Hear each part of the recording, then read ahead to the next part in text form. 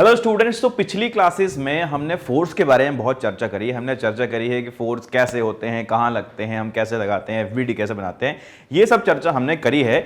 लेकिन एक फोर्स के बारे में बहुत ही बेसिक चीज हम नहीं कर पाए हैं या हमने नहीं करा अभी तक क्योंकि हमें जरूरत नहीं पड़ी।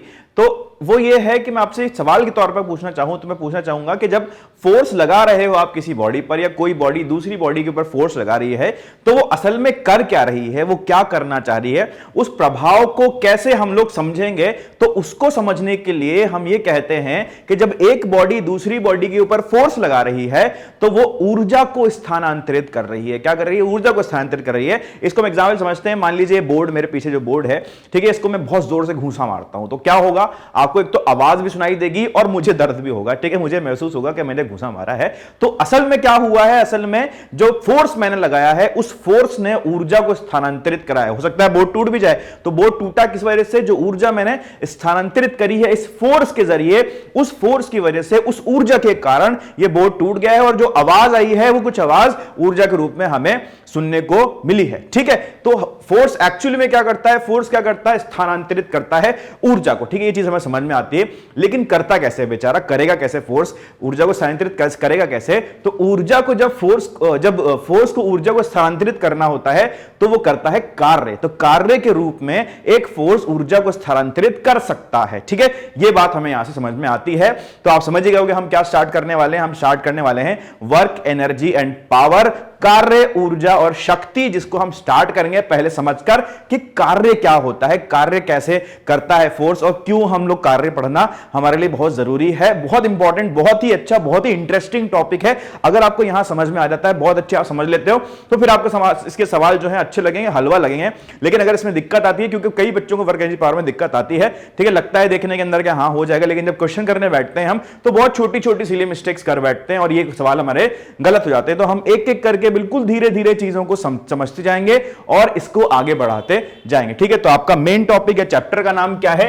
कार्य, ऊर्जा और शक्ति, ठीक है, जो कि वर्क, एनर्जी, पावर हम जिसको कहेंगे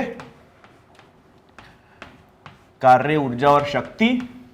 और इसमें हम सबसे पहले कार्य के बारे में चर्चा करेंगे, ठीक है। सबसे पहले हम कार्य के बारे में चर्चा इसमें करेंगे। तो कार्य के बारे में हम चर्चा स्टार्ट कर देते हैं। बहुत लंबा टॉपिक है, मैं इसको लिख देता हूं पहले, वर्क, एनर्जी एंड पावर,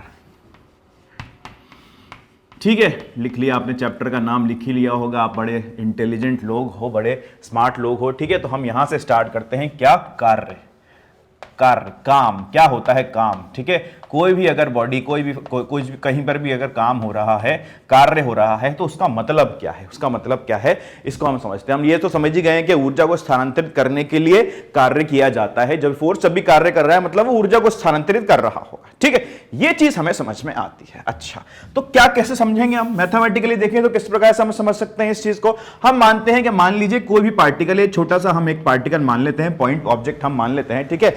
एक पार्टिकल है, ये इस दिशा में जा रहा है, वेलोसिटी कुछ ले लेते हैं, इसका v वेग से जा रहा है और इसके ऊपर कुछ हमने फोर्स इस प्रकार से लगा रखा है जिसको मैं F बोल देता हूं, ठीक है। F फोर्स मैंने इसके ऊपर लगा रखा, v वेलोसिटी इसकी इस तरफ है, ठीक है। और इनके बीच में एंगल कितना है? थीटा। कितना एंगल है इनके बीच में? थीटा। अच्छा, अब मैं जानता हूं कि जो तात्क्षणिक विस्थापन होता है, तात्क्षणिक विस्थापन हमेशा ही वेग की दिशा में होता है। जैसे कि हमने अगर किसी भी एक हम ले लेते हैं, एक छोटा सा पथ ले लेते हैं, कहां बनाऊं? यहां पर बना दूं ताकि मुझे जगह मिल जाए, ठीक है। यहां पर मैं पथ ले लूं, मान लेते हैं यहां पथ ले लूं, तो मैं बोलता हूं कि इसका इस जगह पर विस्थापन बताओ, कि यहां पर इसका वेग इस तरफ है तो यहां पर विस्थापन की दिशा बताओ। तो आप बोलोगे कि विस्थापन इतना ही विस्थापन, छोटा सा जो एलिमेंट लेंगे विस्थापन होगा, तो इसकी दिशा और वेग की दिशा हमेशा समान होगी। यहां पर देखोगे आप तो इसकी दिशा इधर है, वेग की दिशा, तो यहां पर विस्थापन की दिशा और वेग की दिशा समान होगी। तो हम कह सकते हैं कि तात्क्षणिक वेग की जो दिशा होती है वही तात्क्षणिक विस्थापन की दिशा होती है, ठीक है। तात्क्षणिक वेग की दिशा और तात्क्षणिक विस्थापन की दिशा बराबर होती है, ठीक है। तो अगर यहां वेग की दिशा ये v है तो इसका जो विस्थापन होगा छोटा सा, उस छोटे से विस्थापन की, तात्क्षणिक विस्थापन की जो दिशा होगी वो भी वेलोसिटी के वेग की दिशा में होगी। चलो, अच्छी बात है भाई। अब हम मैथमेटिकली इसको कैसे डिफाइन करें? हम कैसे डिफाइन करें वर्क को? तो मैथमेटिकली हमने डिफाइन कर रखा है वर्क को, जो तात्क्षणिक वर्क होता है, तात्क्षणिक कार्य होता है, जिसको मैं डीडब्ल्यू बोलता हूं, उसको बोलते हैं छोटे से विस्थापन के लिए छोटा सा कार्य होगा, ठीक है। छोटे छोटे विस्थापन के लिए छोटा छोटा कार्य। तो ये छोटे से विस्थापन के छोटे से कार्य की जो डेफिनेशन आती है वो होती है F.ds।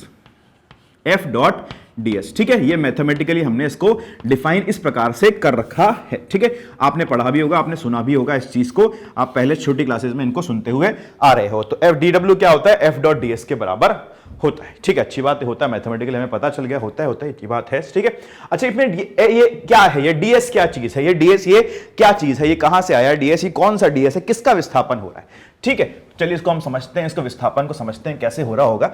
ठीक है, मान लीजिए मेरे पास एक ब्लॉक है, ये मेरे पास एक ब्लॉक है, इस प्रकार से ये ब्लॉक है। ठीक है, अब इसके ऊपर मैं ना इस तरफ से बल लगा रहा हूं F और इस तरफ से बल लगा रहा हूं F, और ये ब्लॉक जो है ना स्पंज का बना हुआ है। स्पॉन्ज जानते हो ना, स्पॉन्ज जो होता है अपने पास, जो स्पॉन्ज होता है, जैसे कि ये मेरे पास ये डस्टर है, ये स्पॉन्ज है। ठीक है, अब मैं इसके ऊपर अगर फोर्स लगाता हूं, मैं इसके ऊपर फोर्स लगाता हूं तो क्या होगा, ये दबेगा। ठीक है, ये दबेगा दबेगा दबेगा दबेगा दबेगा दबेगा। ठीक है, ये दब रहा है, मैंने इसको दबाया। ठीक, क्या ये स्पॉन्ज अगर मैं इस तरफ से लगाता हूं, दोनों से बल लगाता हूं, बराबर बराबर लगा रहा हूं दोनों से बल, तो ये कहीं जाएगा क्या ये कहीं जा पाएगा क्या? आप बोलोगे नहीं, कहीं नहीं जाएगा, ये कहीं नहीं जाएगा। मतलब कहीं नहीं जाएगा तो अपनी जगह पर रुका हुआ है, अपनी जगह पर रुका हुआ है, तो इसका जो विस्थापन है वो तो शून्य के बराबर है। इसका जो विस्थापन है वो तो शून्य के बराबर है, कोई विस्थापन होगा ही नहीं इसका बेचारे का। अब जब इसका कोई विस्थापन नहीं होगा, मैं आपसे पूछना चाहूं कि क्या इसमें कार्य हुआ है, क्या ये फोर्स लगाने पर कार्य हुआ है? तो आप कहोगे कि हां, इसमें फोर्स लगाने में जब मैंने देखा तो मुझे ऐसा प्रतीत हो रहा है कि कार्य तो हुआ है। सर, जब इसको दबा रहे हैं तो ये दब रहा है और इसका कार्य हुआ है, इसके अंदर कार्य हुआ है, इनको एनर्जी लगानी पड़ रही है, मुझे एनर्जी देनी पड़ रही है, उसमें जोर लगाना पड़ रहा है, जोर लगाना पड़ रहा है, मुझे वर्क करना पड़ रहा है। ठीक है, अगर मुझे वर्क करना पड़ रहा है तो कार्य तो कैसे हो सकता है? फॉर्मूले के हिसाब से तो एफ डॉट ds है, एफ ds जीरो है तो वर्क जीरो होना चाहिए। ठीक है, तो ये तो गड़बड़ वाली बात है, गड़बड़ कुछ नहीं है, ये सही बात है बिल्कुल। हम देखते हैं कि जिस पॉइंट पर हमने फोर्स लगाया है, यहां पर हमने इस पॉइंट पर फोर्स लगाया है और यहां पर हमने इस पॉइंट पर फोर्स लगाया है, तो इन दोनों पॉइंट का कोई विस्थापन हो रहा है क्या? हां, इन दोनों पॉइंट का विस्थापन हो रहा है। ये कुछ इस प्रकार यहां पर ऐसे, ये जो स्पॉन्ज है वो इस प्रकार हो गया है। ठीक है, अगर ये पॉइंट इस प्रकार हो गया है तो ये पार्टिकल जो यहां पर ये पॉइंट था वो पॉइंट यहां पर आ गया और ये वाला पॉइंट यहां पर आ गया। ठीक है, तो जो विस्थापन होता है इस फॉर्मूले में वो किसका होता है विस्थापन? ये उस बिंदु का विस्थापन है जिस बिंदु पर फोर्स को लगाया जा रहा है। बहुत ही प्यारी बात है और बहुत ही काम की बात है, छोटी सी बात है लेकिन बहुत ही काम की बात है। यह वो पॉइंट है, वो बिंदु है जहां पर, वो बिंदु क्या, उस बिंदु का विस्थापन है जहां पर फोर्स लगाया गया है। ठीक है, उस बिंदु का विस्थापन, इसको लिखेंगे आप अपनी भाषा में, उस बिंदु का विस्थापन जहां पर बल लगाया गया है, जहां पर बल लगाया गया है।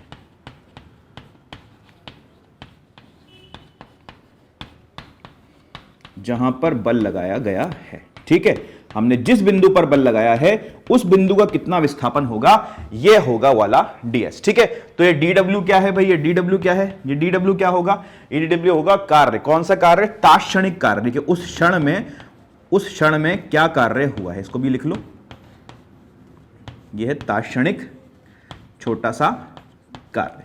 ठीक है, तात्क्षणिक छोटा सा कार्य हमारे पास हो जाएगा। चलो, अगर मुझे पूरा कार्य निकालना है, कि मान लीजिए मुझे तो पूरा कार्य पता करना है कि कितना कार्य हुआ होगा किसी प्रोसेस में, किसी घटना में कितना कार्य हुआ होगा, तो उस घटना में कार्य निकालने के लिए हम क्या करते हैं? हम जानते हैं कि ये पूरा कार्य निकालने के लिए हम दोनों तरफ जो है इंटीग्रेशन कर देते हैं, हम दोनों तरफ समाकलन का चिन्ह लगा देते हैं। ठीक है, ये हमने समाकलन का चिन्ह यहां पर लगा दिया। चलो, अच्छी बात है। तो dw तो कितना हो जाएगा, dw अगर कहते हैं तो पूरा का पूरा मुझे कार्य मिल जाएगा, ये वर्क डन मिल जाएगा मुझे। ठीक है, wd लिखूंगा मैं वर्क डन को, हमेशा कार्य को w की जगह पे wd यूज करने वाला। ठीक है, तो f डॉट ds के बराबर ये आ जाएगा, इंटीग्रेशन f डॉट ds के बराबर ये आ जाएगा। ठीक है, अच्छा, क्या मैं इसको इस प्रकार भी लिख सकता हूं, सिग्मा f डॉट ds? ये क्या होता है, मतलब जो इंटीग्रेशन हम करते हैं उसके अंदर क्या करते हैं, हम जोड़ते हैं ना चीजों को, जोड़ते हैं चीजों को, तो हम इसको सिग्मा f डॉट ds करके भी लिख सकते हैं। ठीक है, ये भी एक नोटेशन हमारे पास है, इस तरह से हम इसको लिख सकते हैं। ठीक, अच्छा, मैं मान लेता हूं, पहला चीज मैं मान लेता हूं कि हमारे पास जो फोर्स है, बिल्कुल चीज इजी चीजों से हम समझना चाहते हैं तो सबसे आसान चीज से हम समझते हैं। तो मेरे पास जो फोर्स है, मान लेता हूं कि वो नियत है, जो फोर्स है वो नियत है, ऐसा मैं मान के चलता हूं। ठीक है, मैंने मान लिया फोर्स हमारे पास जो है वो नियत है। ठीक है, मतलब फोर्स नहीं बदल रहा है। अगर फोर्स नहीं बदल रहा है तो क्या होगा, क्या कहानी बनती है वो देखते हैं हम। अगर फोर्स नियत है तो क्या लिखूंगा मैं, ये मेरे पास था sigma f dot ds, sigma f dot ds। ठीक है, एफ तो कांस्टेंट है, तो ठीक है, एफ तो कांस्टेंट है, तो मैं इसको कैसे लिखूंगा, ये पूरा अगर मुझे कार्य लिखना हो तो एफ डॉट ds1, ठीक है, पहला विस्थापन, प्लस एफ डॉट ds2 दूसरा विस्थापन, ठीक है, प्लस एफ डॉट ds3 तीसरा विस्थापन, ठीक है। ऐसे जितने भी विस्थापन होंगे इसको मैं ऐसे करके जोड़ता जाऊंगा। मान लेते हैं n तक मेरे पास है, ठीक है। f मेरे पास बराबर है सब जगह, तो f को मैं बाहर ले लेता हूं, तो वर्क डन कितना होगा, f को मैंने बाहर ले लिया, ठीक है, ds1 plus ds2 plus ds3 plus ds4, मतलब यहां तक dsn तक मेरे पास यहां पर वैल्यू आ जाएगी, ठीक है। अब ये क्या चीज है भैया, ds 1 2 3 4 हमने जो लिखा है ये क्या बला है, ठीक है, इसको हम समझते हैं ये है क्या। चलो मान लीजिए इस प्रकार के किसी पथ पर मेरा जो पार्टिकल है वो चल रहा था, इस प्रकार किसी पथ पर वो पार्टिकल चल रहा था, तो बहुत छोटे dt समय में जो चला है वो ds1 चला है, फिर अगले dt में ds2 चला है, फिर अगले dt में ds3 चला है, फिर ऐसे dsn करके चला है। तो पहले में जो चलेगा वो क्या ऐसे में दिखा सकता हूं, इस वाली लाइन पर इस तरफ चला होगा ds1, ठीक है, फिर चला होगा इधर ds2, फिर चला होगा इधर ds3, फिर इधर चला होगा ds4, फिर इधर चला होगा ds5, ऐसे करते ये पूरे पथ पर चला होगा, ds6 ds7 ds8 जितना भी होगा dsn तक हमें अंत तक पहुंच जाना है, अंत तक पहुंच जाना है भाई, ठीक है। ये हम अंत तक पहुंच गए हैं, ये हमारे पास अंत तक ये दिशा आ गई है, तो ds1 ds2 ds3 ds4 करके हम वहां तक पहुंच गए हैं। तो ये कुल मिला के क्या होगा, पॉलीगन लॉ अगर हम लगा दें वेक्टर में और हम देखें पॉलीगन लॉ से, कि पॉलीगन लॉ बोलेगा कि ये जो इसकी प्रारंभिक जो बिंदु है और अंतिम जो बिंदु है उन दोनों बिंदुओं को जोड़ने वाली एक रेखा हो, तो मुझे s के बराबर इसका कुल जो विस्थापन होगा वो मिल जाएगा, कुल जो विस्थापन होगा वो मिल जाएगा। तो मैं कह सकता हूं कि छोटे अनंत विस्थापनों से मुझे कुल विस्थापन मिल सकता है। तो अगर नियत बल है, नियत बल वाला केस है, तो यहां पर लिख लो आप, नियत बल वाला केस हम पढ़ रहे हैं, नियत बल, ठीक है। अगर नियत बल वाला केस है तो नियत बल वाले केस में जो कार्य होगा वो किसके बराबर आ जाएगा, एफ डॉट एस के बराबर ये कार्य आ जाएगा, एफ डॉट एस के बराबर ये कार्य आ जाएगा, ठीक है। तो ये वाला फॉर्मूला जो है ये नियत फोर्स वाले में, नियत बल वाले केस में लगता है। वैसे इसको रटने वाली कोई चीज नहीं, समझाना था इसलिए मैंने आपको समझा दिया है इसको, कि जो वर्क होगा वो एफ डॉट एस के बराबर यहां पर आएगा, कुल विस्थापन हम उसका ले सकते हैं। कई बार हमारे पास ये केस आएगा, और जब भी हमारे पास फोर्स कांस्टेंट होगा तो इस चीज का हम अच्छे से इस्तेमाल कर सकते हैं कि जो फोर्स और डिस्प्लेसमेंट कुल विस्थापन का जो डॉट प्रोडक्ट है, डॉट प्रोडक्ट हमें देगा कि हमें क्या वर्क डन आने वाला है, ठीक है। वहीं अगर हमारे पास फोर्स जो है वो कैसा है, फोर्स हमारे पास नियत नहीं है, मतलब बदल रहा है, समय के साथ बदल रहा है, तो वर्क में क्या होगा, तो वर्क की कैसी कहानी बनेगी वो भी देख लेते हैं,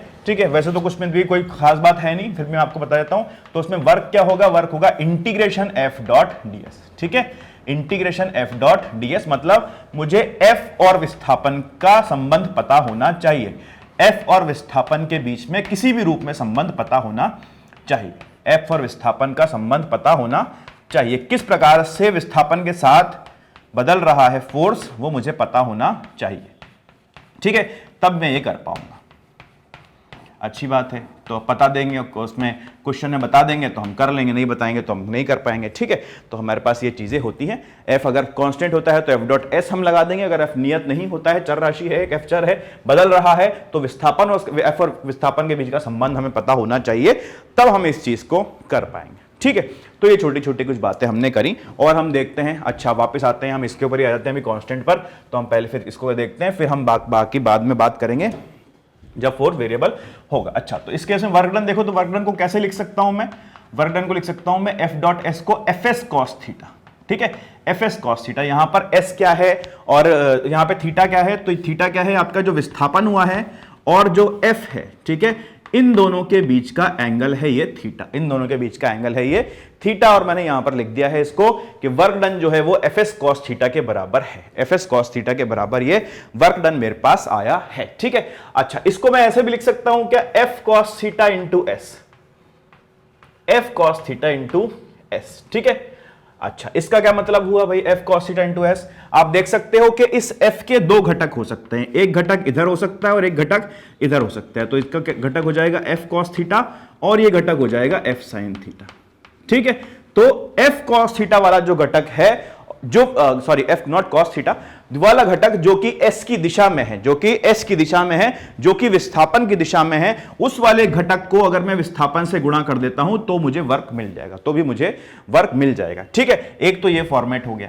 दूसरा फॉर्मेट क्या हो सकता है इसका, वर्क को मैं कैसे लिख सकता हूं, यहीं पर लिख देते हैं, F is equals to W D equals to F into S cos theta, F into S cos theta. यानी कि फोर्स की दिशा में अगर विस्थापन निकाल लिया जाए, यानी कि फोर्स की दिशा में अगर विस्थापन निकाल लिया जाए तो भी हम बोल सकते हैं कि कितना कार्य हुआ होगा, उसको निकाल सकते हैं। इसका एग्जांपल देखें तो मान लीजिए कि यहां से कुछ ऊपर मतलब किसी बिल्डिंग पर कोई वस्तु है, उस बिल्डिंग की वस्तु h हाइट की बिल्डिंग है, ठीक है।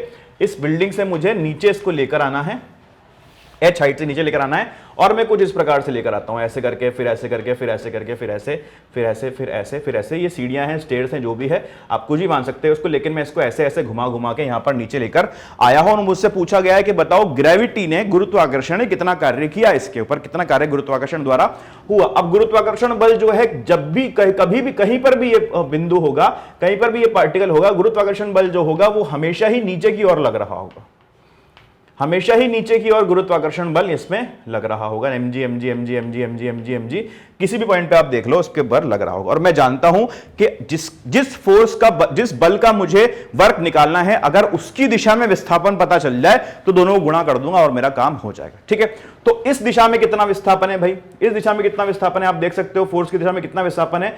फोर्स की दिशा में जो विस्थापन है, ये प्रारंभिक बिंदु है, ये प्रारंभिक बिंदु है और ये अंतिम बिंदु है। तो प्रारंभिक बिंदु और अंतिम बिंदु के बीच की दूरी ही विस्थापन होती है।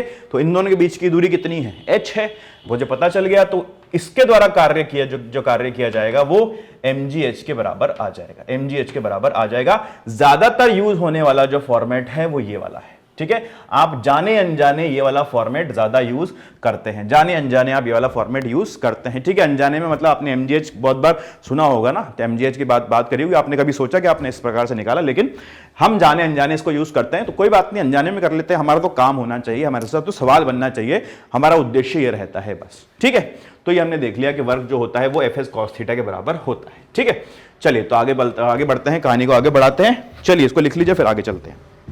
तो और चर्चा को आगे बढ़ाया जाए भाई। अभी हमने एस पे चर्चा करी, डिस्प्लेसमेंट पे चर्चा करी है, हमने फोर्स पे चर्चा कर ली है, और चर्चा किस पे करी जाए। ठीक है, आप बताओ किस पे चर्चा करनी चाहिए अब हमें। ठीक है, बिल्कुल सही सोच रहे हो, हमने थीटा पे कोई चर्चा अभी तक नहीं की है। जो थीटा है इस पर कोई चर्चा अभी तक नहीं हुई है। ठीक है, तो थीटा पे चर्चा करते हैं। हमने वर्क को क्या लिखा भाई, हमने वर्क को लिखा, वर्क होता है F S cos theta, F S cos theta. ऐसा क्यों लिखा मैंने, मैं दिखाना चाह रहा हूं कि ये f का परिमाण है, ये f का परिमाण है। ठीक है, ये आपके s का परिमाण है। ठीक है, और ये कॉस थीटा है। ठीक है, अब परिमाण है तो ये दोनों ही चीजें कभी भी नेगेटिव नहीं हो सकती, दोनों ही हमेशा पॉजिटिव रहेंगी। ठीक है, परिमाण हमेशा पॉजिटिव होता है, कभी नेगेटिव नहीं होता, उसका वैल्यू जो होता है हमेशा परिमाण का वैल्यू पॉजिटिव होता है। लेकिन ये कॉस थीटा कमाल की चीज है, ये कॉस थीटा कमाल की चीज है, ये पॉजिटिव भी हो सकता है और नेगेटिव भी हो सकता है। और कब पॉजिटिव होगा, कब नेगेटिव होगा और कब क्या होगा, उसके बारे में हम चर्चा करते हैं। ठीक है, पहला केस क्या होगा, केस नंबर 1 हम देखें, केस पहला बना लेते हैं इसको। पहले केस में देखें, अगर थीटा जो है 0 से लेकर 90 डिग्री यानी कि π/2 तक है, 0 से लेकर 90 डिग्री यानी कि π/2 तक अगर थीटा है, ठीक है, तो बल किस प्रकार लग रहा होगा, बल कुछ इस प्रकार लग रहा होगा। ये ब्लॉक बना लो भैया, प्यारा सा हमारा एक ही ब्लॉक है, इसी ब्लॉक को हम परेशान करते रहते हैं। इस प्रकार से ये हमने बल लगा रखा होगा। ठीक है, और विस्थापन कुछ इस तरफ हो रहा होगा, इन दोनों के बीच में जो एंगल है वो थीटा है। और आप देख सकते हो थीटा जो है 90 डिग्री से कम है, 0 से 90 के बीच में है, 0 से 90 के बीच में हमारे पास थीटा है। ठीक है, अगर ऐसा है तो वर्क डन क्या होगा भाई, यहाँ पर वर्क डन क्या होगा, यहाँ पर आप देख सकते हो कि cos थीटा का मान इस रेंज में 0 से 90 डिग्री के रेंज में cos थीटा का मान जो होता है वो पॉजिटिव आता है। ठीक है, क्वाड्रेंट बना के देखो, चतुर्थांश में देखो, cos थीटा का मान जो 0 से 90 के बीच में होता है वो पॉजिटिव आता है, हमेशा पॉजिटिव आ गया। तो पॉजिटिव आ गया तो देखो केस 1 के अंदर, तो यहाँ पर आप देख सकते हो कि वर्क जो होगा, कार्य जो होगा वो हमेशा पॉजिटिव आएगा, कार्य जो होगा वो हमेशा पॉजिटिव आएगा। ठीक है, दूसरा केस देखते हैं, जगह छोड़ लेते हैं थोड़ी सी, केस 2 देखते हैं। केस 2 में क्या होगा, केस 2 में आपके पास क्या होगा, थीटा जो होगा वो π/2 से बड़ा और पाई से छोटा होगा, और पाई से छोटा होगा। ठीक है, अच्छा इस केस में क्या होगा, इस केस में आप देख सकते हो किस प्रकार से लगेगा वो देखते हैं। ये ब्लॉक हमारा है ना, इसका विस्थापन इधर हो रहा है और इस पे जो फोर्स लग रहा है वो कुछ ऐसे लग रहा है। ठीक है, तो इनके बीच में जो एंगल है वो 90 डिग्री से बड़ा साफ साफ नजर आ रहा है। ठीक है, तो हम देख सकते हैं यहां पे cos थीटा का मान जो होगा वो नेगेटिव आएगा, cos थीटा का मान जो होगा वो नेगेटिव आएगा। नेगेटिव आएगा मतलब वर्क जो होगा, कार्य जो होगा, वर्क डन जो होगा वो कितना हो जाएगा, वो नेगेटिव हो जाएगा। ठीक है, अब ये कार्य पॉजिटिव और कार्य नेगेटिव का असल में मतलब है क्या, असल में मतलब है क्या। अब ये कार्य करके फोर्स करना क्या चाहता है, हमने पहले डिस्कस कर चुके हैं। कार्य करके फोर्स ये करना चाहता है कि उसकी और कोई मंशा नहीं है, वो ये चाहता है कि वो अपनी एनर्जी को स्थानांतरित करे। स्थानांतरित करने का मतलब या तो एनर्जी ले या एनर्जी दे। ठीक है, या तो एनर्जी ले सकता है या एनर्जी दे सकता है। ठीक है, तो एनर्जी लेगा कब और देगा कब।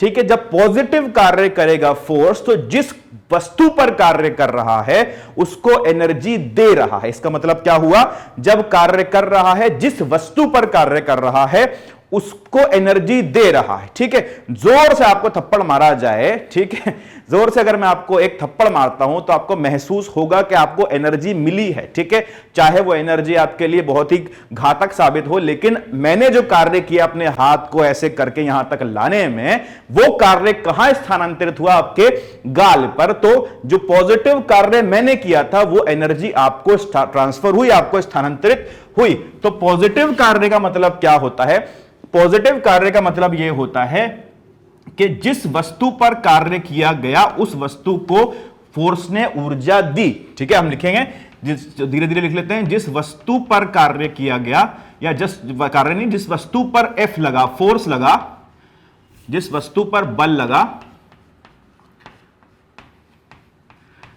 ठीक है, उस वस्तु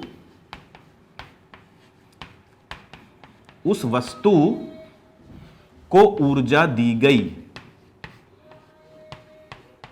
इसका मतलब क्या हुआ, उस वस्तु को ऊर्जा दी गई है, उस वस्तु को ऊर्जा दी गई है, यह मतलब हुआ भाई साहब इसका। ठीक है, जिस वस्तु पर बल लगा उस वस्तु को ऊर्जा दी गई है। तो इसका उल्टा क्या होगा, यहां पर इसका उल्टा हो जाएगा कि जिस वस्तु पर बल लगा, जिस वस्तु पर बल लगा वहां से ऊर्जा ली गई है। जिस वस्तु पर बल लगा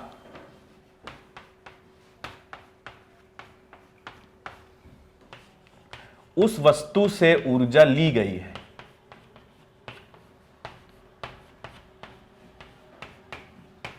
उस वस्तु से ऊर्जा ली गई है।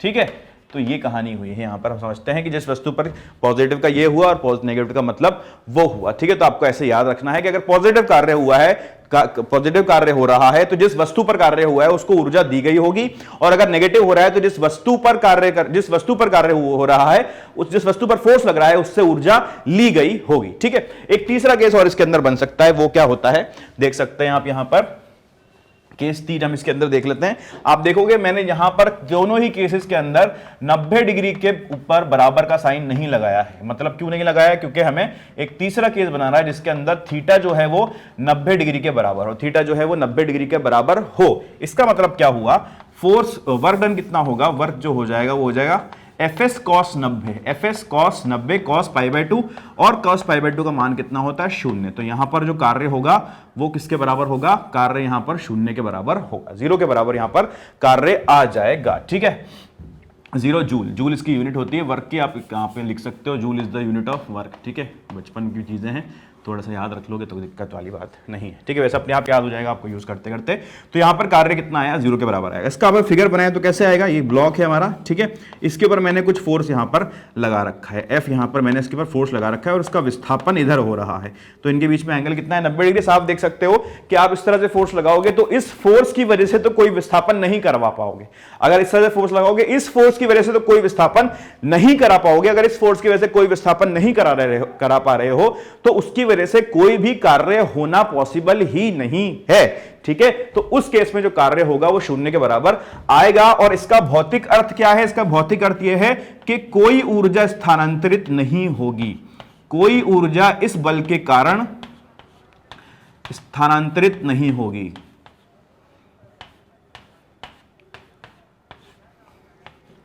इस बल के कारण कोई ऊर्जा स्थानांतरित नहीं होगी। ठीक है, ये इसका भौतिक अर्थ हुआ। पॉजिटिव वर्क, नेगेटिव वर्क और ये जीरो वर्क का मतलब ये होता है। ठीक है, तो आपको ये चीज समझ में आती है। पॉजिटिव भी हो सकता है, नेगेटिव भी हो सकता है, जीरो भी हो सकता है, लेकिन कब होगा, तब वहां पर क्या हो रहा होगा, ये चीज हमें आपको बतानी थी, आपको समझानी थी। आपने समझ ली होगी, ऐसी हम आशा कर रहे हैं। ठीक है, चलिए हम आगे बढ़ते हैं। अब इसको हटा देते हैं चीजों को और आगे बढ़ते जाते हैं। ठीक है, धीरे धीरे से कहानी को आगे बढ़ाते जाते हैं और आपको समझाते जाते हैं चीजें। चलिए आइए, मैंने बोला आपको ऊर्जा स्थानांतरित होती है। ठीक है, आपने समझ में आया कि वर्क जो होता है ऊर्जा स्थानांतरित, उस ऊर्जा को जो कार्य फोर्स होता है वो ऊर्जा स्थानांतरित करता है। ठीक है, ये बात भी आपको समझ में आ गई। लेकिन ऊर्जा स्थानांतरित किस रूप में होगी ये भी तो देखना पड़ेगा ना हमें।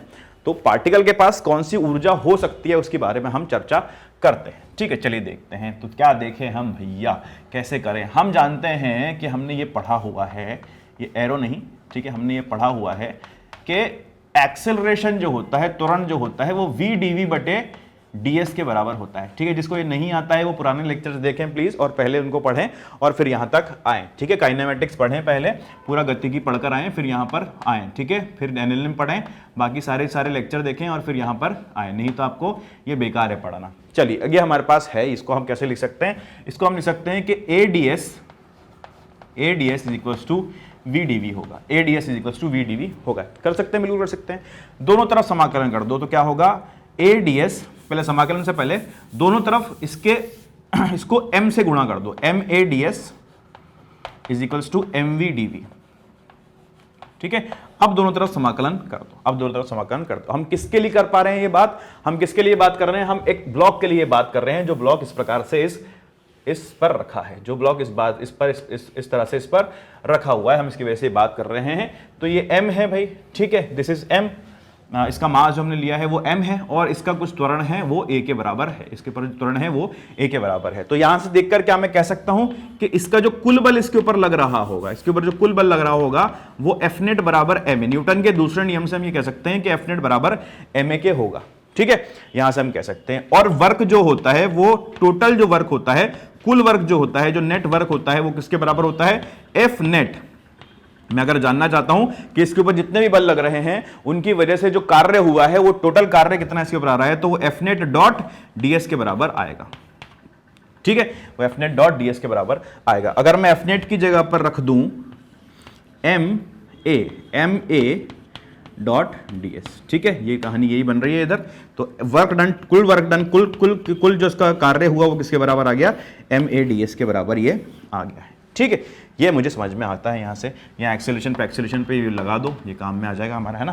तो यहाँ पर ये लगा दो, यहाँ पे लगा दो। अब यहाँ पर जो मैंने लिखा है, इधर मैंने जो लिखा है मैं इसका इस्तेमाल करता हूँ और उस ma डॉट ds की जगह मैं लिख देता हूँ वर्क, टोटल वर्क डन। वापिस एक बार लिख लेता हूँ उधर से, ma dot ds is equals to integration mv ठीक है, mv ठीक है। और ये ADS जो होगा वो MADS जो होगा किसके बराबर है, work done, total work done के बराबर है। ठीक है, और इसका मैं करता हूं क्या, समाकलन। इसका समाकलन करूंगा तो मुझे क्या मिलेगा, 1/2 mv²। ठीक है, और मेरी लिमिट कहां से कहां थी, 0 से v तक। 0 से v तक हमने माना है कि t बराबर 0 पर इसका जो वेग है वो 0 के बराबर है, और किसी t बराबर t पर जब हम बात करना चाहते हैं इसका वेग क्या हो गया है, v के बराबर हो गया है। तो 0 से v तक हम जा रहे हैं। इसको कैसे लिखेंगे, ½ mv² माइनस u²। ठीक है, तो टोटल वर्क डन या नेट वर्क डन कितना हो जाएगा, यहां से ये हो जाएगा आपके पास ½ mv² माइनस ½ mu²। ये क्या होता है भाई, ½ mv² और ½ mv² ये क्या होता है, ये आप जानते हो अच्छी तरह से, ये काइनेटिक एनर्जी होती है। तो चाहूं तो मैं इसको ऐसे लिख सकता हूं कि टोटल वर्क डन जो होगा, नेट वर्क डन जो होगा वो ke final, kinetic energy final minus kinetic energy initial के बराबर होगा। या हम इसको इस प्रकार लिख पाए कि total work done net work done जो होगा वो डेल्टा के बराबर होगा। ठीक है, डेल्टा के बराबर होगा। तो किसी पार्टिकल के पास, किसी कण के पास अगर ऊर्जा हो सकती है तो वो काइनेटिक एनर्जी गतिज ऊर्जा के रूप में ही हो सकती है। अगर उसके पास एनर्जी है, मतलब उसने खोई नहीं है, उसके पास है अभी, तो वो किस रूप में हो सकती है? गतिज ऊर्जा के रूप में ही हो सकती है, गतिज ऊर्जा के रूप में ही हो सकती है। अगर मेरे पास एनर्जी है तो गतिज ऊर्जा के रूप में ही हो सकती है, और किसी भी प्रकार की एनर्जी इस पार्टिकल के पास नहीं हो सकती है। और इसी को भी हम कहते हैं कार्य ऊर्जा प्रमेय, कार्य ऊर्जा प्रमेय। ठीक है, अभी सिर्फ नाम बता रहा हूं, बहुत चर्चा इसके ऊपर हम करेंगे, सिर्फ अभी मैं इसको बता रहा हूं कि कार्य ऊर्जा प्रमेय यही होती है, बहुत इंपॉर्टेंट चीज है। वर्क एनर्जी थ्योरम भी इसको हम अंग्रेजी में कहते हैं। ठीक है, जो वर्क एनर्जी थ्योरम होती है वो यही है, इसको हम करेंगे बाद में इस्तेमाल, अभी सिर्फ और सिर्फ मैं आप इसको इसका नाम बता रहा हूं। ठीक है, नाम आपको समझ में आ जाता है, इसका नाम आपको पता चल जाता है, work done equals to delta K, ये कार्य ऊर्जा प्रमेय होती है, इसको हम इस्तेमाल करेंगे। बताना ये था कि जो ऊर्जा हो सकती है किसी कण के पास, किसी पार्टिकल के पास, जो ऊर्जा वो रख सकता है अपने पास, वो सिर्फ और सिर्फ काइनेटिक एनर्जी, गतिज ऊर्जा के रूप में ही रख सकता है, और अन्यथा किसी और रूप में अपने पास एनर्जी को रखने का उसका और कोई तरीका नहीं। आप पोटेंशियल की बात करोगे सर, स्थितिज ऊर्जा भी होती है, लेकिन उस पर हम चर्चा बाद में करेंगे। ठीक है, उसका हम चर्चा करेंगे, लेकिन अभी जो आप समझते हो कि जो एनर्जी जो गई है किसी के पास, वो किस रूप में जा सकती है, किस रूप में किसी पार्टिकल के पास एनर्जी जा सकती है, वो गतिज ऊर्जा के रूप में ही एनर्जी जा सकती है। ठीक है, तो ये हमने बात करी, आगे चलते हैं और इसको लिखो आप, फिर हम आगे चलें, आगे बढ़ें, कहानी को आगे बढ़ाएं और देखें और पढ़ें, इसको हटाएं।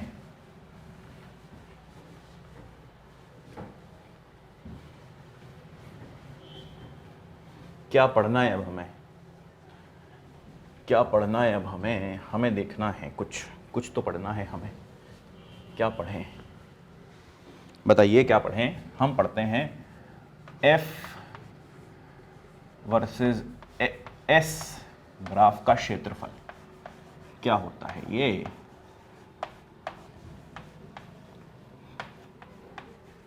छोटी छोटी काम की चीज़ें मैं आपको बता रहा हूँ, फिर हम सवाल करना स्टार्ट करते हैं। बेसिकली सवाल करेंगे तभी हमारा कंसेप्ट ज़्यादा डेवलप होगा, लेकिन उस सवाल करने से पहले जो जितनी चीज़ें आपको रिक्वायर्ड हैं वो सारी मैं आपको बता देता हूँ। तो ठीक है, बनाते हैं भैया, ग्राफ बनाते हैं F और S के बीच, F और S के बीच ग्राफ बनाते हैं। ठीक है, ये हमारे पास F है इधर, और इधर हमारे पास S है, इधर हमारे पास S है भैया। ठीक है, FS है, और कुछ ये इस प्रकार से परिवर्तन हो रहा है ग्राफ में, ग्राफ कुछ इस प्रकार से है। ठीक है, और मैं जानना चाहता हूं कि इसका क्षेत्रफल निकालूं, तो क्षेत्रफल निकाल सकता हूं। मैं मानता हूं कि इन पॉइंट्स के बीच में मैं क्षेत्रफल पता करना चाहता हूं, तो ये क्षेत्रफल मुझे क्या देगा, मुझे क्या देगा ये क्षेत्रफल?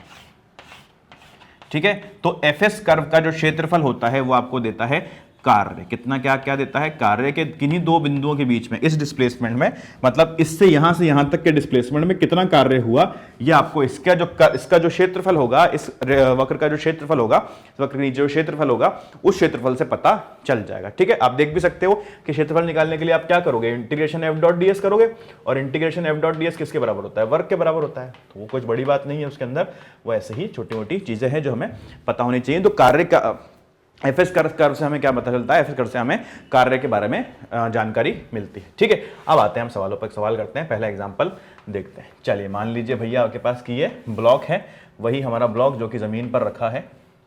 ठीक है, अच्छा, ये इस प्रकार इस प्रकार इस प्रकार इस प्रकार इस प्रकार इस प्रकार इस प्रकार इस प्रकार यहाँ पर ऐसे हमने कुछ कर दिया है। ठीक है, और इसका मानते हैं हम कि इसका जो म्यू है वो 0.2 के बराबर है। म्यू जो है इस सरफेस का वो 0.2 के बराबर है, और इस पर इसका कितना मास ले लो, 2 kg का ये ब्लॉक ले लो, 2 kg का ब्लॉक है, इस पर कुछ 12 न्यूटन का बल लग रहा है। ठीक है, 12 न्यूटन का बल हमने इसके ऊपर लगा रखा है t बराबर 0 पर। मतलब जब हमने शुरू किया है इसको पढ़ना, तो इसका जो वेग है वो 0 मीटर प्रति सेकेंड है, मतलब ये रेस्ट से, विराम अवस्था से शुरू कर रहा है। ठीक है, चलिए, तो ये कहानी है भाई। आपको बताना है, आपको क्या क्या बताना है मैं यहाँ लिख देता हूँ, जल्दी से आप इसको ट्राई करेंगे, फिर हम इसको साथ में सॉल्व करेंगे। 12 न्यूटन द्वारा कितना कार्य किया गया वो आपको बताना है। ठीक है, फ्रिक्शन द्वारा कितना कार्य किया गया ये आपको बताना है। ठीक है, mg द्वारा कितना कार्य किया गया, mg लगेगा इसमें? नहीं लगेगा। ठीक है, गायब हो जाएगा mg द्वारा कितना कार्य किया बताना है। नॉर्मल द्वारा कितना कार्य किया गया ये आपको बताना है। अभिक्रिया, अभिलंब प्रतिक्रिया नहीं, हाँ, ये नॉर्मल द्वारा कितना कार्य किया वो बताना है। और क्या लग रहा है इसके ऊपर? अच्छा, और नेट वर्क डन जो होगा, नेट कुल जो फोर्स होंगे उनके द्वारा कितना कार्य किया गया वो भी आपको बताना है। ठीक है, ये आपको बतानी है, सारी चीजें आपको निकाल के बतानी है, सारे कार्य आपको निकाल कर बताने हैं। जल्दी से ट्राई करें इस वाले क्वेश्चन को। अच्छा, आपको 1 सेकंड में बताना है कि 1 सेकंड में कितना कार्य होगा। ठीक है, बिना इसके आप नहीं कर पाओगे। 1 सेकंड में कितना कार्य होगा, 1 सेकंड में कितना कार्य होगा, सारे कार्य हमें निकालने हैं। तो 1 सेकंड की बात कर लेते हैं। आप मैं मान के चल रहा हूँ कि आपने इसको ट्राई कर लिया, बिल्कुल जल्दी जल्दी झटझट हम इसको कर पाते हैं। सबसे पहले मुझे पता होना चाहिए कि इसका त्वरण कितना है, ठीक है। त्वरण क्यों निकालना चाहता हूँ मैं? त्वरण निकालना चाहता हूँ, कुछ मैं करूँगा उस त्वरण का, इसलिए मैं निकालना चाहता हूँ। तो मैं त्वरण निकाल लेता हूँ, ठीक है। त्वरण निकालना मेरे लिए कोई बड़ी बात नहीं है, ठीक है। त्वरण कितना होगा इसका? इसका त्वरण होगा 12 माइनस 4/2। कहाँ से आया ये, ठीक है, कैसे आया? तो आप देख सकते हो कि 12 न्यूटन का बल तो इस पे लग रहा है, इस पीछे एक फ्रिक्शन लगेगा जो कि किसके बराबर होगा? म्यू एन के बराबर होगा। म्यू कितना है? 0.2, और एन कितना है यहाँ पर? इस पर देखोगे आप, mg नीचे लग रहा है 20 न्यूटन का mg लग रहा है, और 20 न्यूटन के ऊपर n लग रहा है, ठीक है। एन भी कितना हो गया? 20 न्यूटन, ये आपके पास हो गया, ठीक है। म्यू इंटू 20 कितना हो जाएगा? ये हो जाएगा 4 न्यूटन के बराबर आपके पास आ जाएगा। तो क्या हो गया ये? 8/2 यानी कि 4 मीटर प्रति सेकंड स्क्वायर इसका त्वरण आ गया है। 4 मीटर प्रति सेकंड स्क्वायर इसका त्वरण आ गया है, ठीक है। अच्छा, ये 4 से 4 ये इस 1 सेकंड में 4 मीटर प्रति सेकंड स्क्वायर से कितना इसका विस्थापन कर लेगा वो देख लेते हैं। तो s is equals to ut plus half at square हम लगा सकते हैं, क्योंकि विस्थापन नियत है तो ये लगा सकते हैं हम ut plus half at square, यानी कि u तो कितना है? 0, स्टार्टिंग में 0 है, तो कितना हो जाएगा? हाफ इंटू a का मान कितना है? 4, और टी स्क्वायर यानी कि 1 का स्क्वायर, तो कितना हो जाएगा? 2 मीटर ये चल जाएगा। 2 मीटर ये चल जाएगा कितने? 1 सेकंड के अंदर, ठीक है। अब तो हमें पता भी चल गया, विस्थापन भी पता चल गया और एस भी पता चल गया। अच्छा, इसकी बात करें तो ये कितना होगा? 12 न्यूटन, तो 12 फोर्स गुणा डिस्प्लेसमेंट यानी कि 2 मीटर, और कॉस इनके बीच का एंगल, कितना एंगल है इनके बीच का? जिधर फोर्स लग रहा है उधर ही विस्थापन हो रहा है, तो इनके बीच का एंगल कितना हो गया? 0 डिग्री। तो कितना हो गया? 24 जूल। 24 जूल का कार्य यहां पर हुआ है, 24 जूल कार्य यहां पर हुआ है। फ्रिक्शन ने कितना कार्य किया? फ्रिक्शन फोर्स कितना है, कितना बल है? 4 न्यूटन का, ठीक है। और कितना विस्थापन हुआ? 2, और इनके बीच में एंगल कितना है? 180 डिग्री, यानी कि pi cos pi. Cos pi कितना होता है? कॉस पाई होता है -1, तो -8 जूल का कार्य यहां पर हुआ है, ठीक है। mg ने कितना कार्य किया? mg कितना लग रहा है? 20 न्यूटन का, और विस्थापन कितना है? 2 का, और एंगल कितना है इनके बीच में? 90 डिग्री। तो कितना कार्य किया? 0, ठीक है, 0 जूल। हम वैसे भी देख के बता सकते थे उसको कि mg जो है इसके विस्थापन में कहीं से कहीं तक पार्टिसिपेट कर ही नहीं सकता, तो उसका वर्क 0 ही आना था, ठीक है। और इसका कितना है? इसका आप देखोगे ये कितना हुआ? नॉर्मल भी 20, ठीक है, और ये 2, और एंगल कितना है? फिर से 90 डिग्री, फिर से इनका जिसका जो कार्य होगा ये भी 0 के बराबर हो जाएगा। अब कुल कार्य हमें निकालना है, तो कुल कार्य निकालने के लिए हम क्या कर सकते हैं? कुल कार्य निकालने के लिए हम देख सकते हैं कि जितने कुल फोर्स है उनके द्वारा कार्य निकालो। तो जो कुल फोर्स कितने हैं आपके पास? 12 माइनस 4, 8 इंटू 2 इंटू कॉस 0, तो ये 16 जूल के बराबर आ गया। और कैसे आप इसको निकाल सकते थे? और आप कह सकते थे क्या? आप कह सकते थे कि जो कार्य हुआ है उसको जोड़ दो, जितने सारे कार्य हैं उनको जोड़ दो। तो आप 24 को प्लस माइनस 8 करोगे, 24 प्लस -8 जो कि 16 के बराबर फिर से आ जाएगा। किसी भी प्रकार से आप इसको निकालें, आपका आंसर यही आने वाला है, ठीक है। तो आप देख सकते हो इस प्रकार से हमने इस क्वेश्चन को किया। ऐसे क्वेश्चन आपसे पूछे जाए तो आपको ऐसे करने हैं। एक क्वेश्चन और करके देख लेते हैं हम।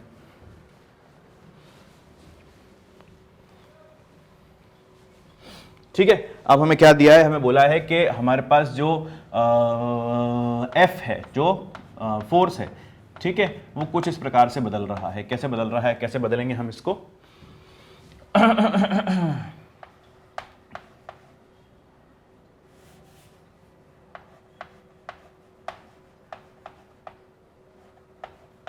ये कुछ इस प्रकार से मेरे पास बल बदल रहा है, कुछ ऐसे, ठीक है। 5 - 2x प्लस 3x स्क्वायर। आपको बताना है कि विस्थापन कितना कार्य होगा, वर्क डन नेट कितना होगा अगर हम किसी बॉडी को, किसी पार्टिकल को कहां से कहां ले जाएं? 0,0 से 0,0 से, ठीक है, हम ले जाना चाहते हैं 4,0 तक, ठीक है। कोई भी ऐसा रैंडम वैल्यू मैंने ले लिया, तो आपको तो आंसर निकालने से मतलब है, हमें समझ में आना चाहिए कैसे करना है बस, ठीक है। आप करो जल्दी से इसको। कैसे करेंगे? हमें पता है कि हमारे पास एक फॉर्मूला है जो कि होता है F.dx, ठीक है, F.dx।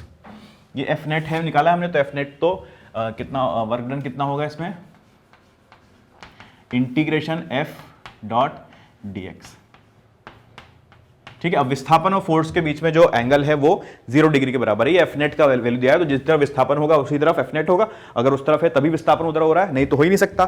तो इनके बीच में एंगल 0 होगा। तो वर्क डन कितना हो जाएगा? यहाँ पे आप देखोगे F का मान रखो, cos 0 हो गया, F.dx हम इसको लिख सकते हैं। तो integration 5 - 2x plus 3x square बटे क्या? dx, ठीक है, ये हमारे पास हुआ। कहां से कहां तक हमें जाना है इसको देखोगे आप, तो x कहां से कहां जा रहा है, 0 से 4, y में तो कुछ है ही नहीं, y में कोई परिवर्तन भी नहीं है, तो 0 से 4 ये हमारे पास आ रहा है। तो वर्क डन कितना आ जाएगा यहां पर आप देखेंगे तो 5x माइनस 2x² बटे 2, ये x² प्लस 3x क्यूब बटे 3, तो ये x³, ठीक है, हमारे पास आ जाएगा कहां से कहां तक, 0 से 4 तक। आपको वैल्यू रखना पड़ेगा इसका 4, 5 चौक 20 माइनस 4 चौक 16 प्लस 4 चौक 16, 16 चौक 64, ठीक है, ये आपके पास आ जाएगा। इसको आप हल कर लेंगे, 4 4 68 जूल हमारे पास ये आंसर आ जाएगा कि 68 जूल का कार्य होगा ये करने में, अगर इस प्रकार से फोर्स बदल रहा है तो, ठीक है। चलिए एक क्वेश्चन और करके देखते हैं। वेरिएबल फोर्स पर आ गए, बेसिकली हम वेरिएबल फोर्स वाले क्वेश्चन कर रहे हैं, ठीक है। तो धीरे धीरे करते जाते हैं, सारे किसी हर प्रकार के क्वेश्चन हमें करने पड़ेंगे। तो क्या करें, वेरिएबल फोर्स का मान लेते हैं कि हमारे पास एक ये ब्लॉक है, ठीक है, इस ब्लॉक पर कुछ फोर्स लगा देते हैं हम। कितना फोर्स लगाएं इस ब्लॉक के ऊपर, ये मास m है इस ब्लॉक का, इस ब्लॉक पर हम फोर्स लगा देते हैं kT। कितना फोर्स लगा दिया, kT, और ये जो है ये जो सतह है इसका जो म्यू है वो 0 के बराबर है, ठीक है, ताकि आपके लिए चीजें थोड़ी सी आसान हो जाए। kT बल लगाया हमने, ठीक है, kT kT kT kT kT kT kT, हाँ अच्छा kT। हमें पता करना है कि आप बताएं कि इस पे कुल कार्य कितना हुआ है, इस ब्लॉक पर कुल कार्य कितना हुआ है अगर इस पे हमने kT kT बल लगाया है तो। जल्दी से करके बताएं इसको, आप ट्राई करें। टी समय पर मैं कार्य पता करना है, टी समय पे कितना कार्य होने वाला है, ठीक है। तो कैसे करें इसको, हम क्या करें इसके अंदर, हम जानते हैं कि जो कार्य होता है इस kT का जो फोर्स लग रहा है इसकी वजह से जो कार्य होगा वो F डॉट ds के बराबर होगा। F ds के बराबर ये कार्य आने वाला है, ठीक है। थीटा का एंगल 0 डिग्री हो जाएगा कि उधर विस्थापन हो रहा है, तो F ds के बराबर हम इसको ले सकते हैं, ठीक है। तो क्या हम इसको इस प्रकार लिख सकते हैं, क्या इस ds को v dt लिखा जा सकता है, ठीक है। कहाँ से आ गया ये यहाँ से आ गया, देखो तो dv/dt जो होता है वो s के बराबर होता है, dv/dt जो होता है वो s के बराबर होता है। और यहाँ क्या लिखा मैंने, ds/dt जो होता है वो v के बराबर होता है, तो यहाँ से क्या आ जाएगा, ds जो हो जाएगा हमारे पास वो v dt के बराबर आ जाएगा, ठीक है। तो हम क्या लिख सकते हैं, जो फॉर्मूला हमारा है f ds, उसको हम इस रूप में भी अगर याद रख लें थोड़ा सा, तो अगर t से हमारा संबंध हमें संबंध मिलता है कि t और f के बीच में क्या संबंध है, तो इस प्रकार इस फॉर्मूले से हम इस रूप में लिखकर इसको कर सकते हैं। तो इसको याद रह जाए तो इसके अंदर कोई दिक्कत वाली बात नहीं है। वैसे उसके अंदर कुछ खास नहीं है, ds को v dt लिखा है बस, और कुछ भी नहीं है। तो इस फॉर्म पे हम इसको कर लेते हैं, ऐसे हम इसको निकाल लेते हैं। तो उसको हम कैसे निकालेंगे, work done is equals to integration F D T. तो f कितना है, k। अब v नहीं है हमारे पास t के रूप में, तो v हमें t के रूप में चाहिए। कहाँ से निकालेंगे हम देखेंगे एक्सेलरेशन जो है हमारे पास वो कितना है, एक्सेलरेशन है हमारे पास kt/m। कितना है, kt/m हमारे पास यहाँ से एक्सेलरेशन है। क्या मैं जगह ही में नहीं, मेरे पास ज़्यादा बची है तो इसको मैं हटा लेता हूँ यहाँ से, इधर लिख लेता हूँ।